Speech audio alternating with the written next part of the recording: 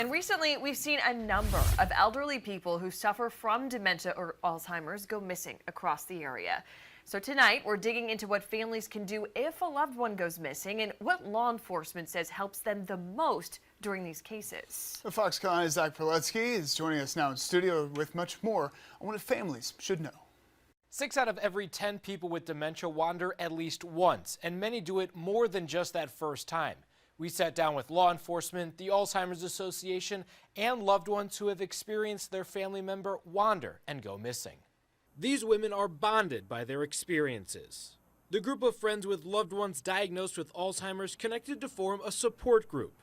Among the many challenges the disease poses is the increased risk of wandering. It was so scary. Mandy Haley never had to get law enforcement involved when her late husband Fred would wander off, but she remembers one time he did get lost. You would see things on the news about people being wandering around, and you'd think, oh, this isn't going to happen to me. I'm not going to experience this. But then when it does, oh, the horror of not knowing where they might be. While stopping someone with dementia or Alzheimer's from ever wandering is highly unlikely, there are behaviors leading up families can look out for.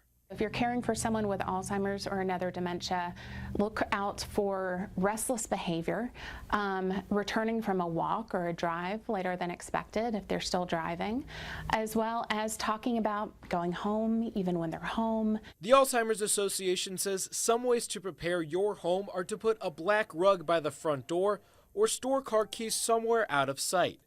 But if that loved one does go missing, that's when law enforcement steps in. This year, more than a dozen people over the age of 60 have been reported missing to the Anderson County Sheriff's Office, including a man earlier this month who was suffering from dementia and type 2 diabetes and was found severely dehydrated after 2 days. If they have any sort of medical history or medical concerns, it's automatically an in danger response. The biggest help families can give those deputies and detectives searching for their loved one is as much information as possible, like what they were last seen wearing, where they like to visit, what they've been talking about the last couple of days. That information, it might seem small to you, but it could be very big as far as where they might be. We have more information about wandering on foxcarolina.com. For now reporting, I'm Zach Prelutsky for Fox Carolina News.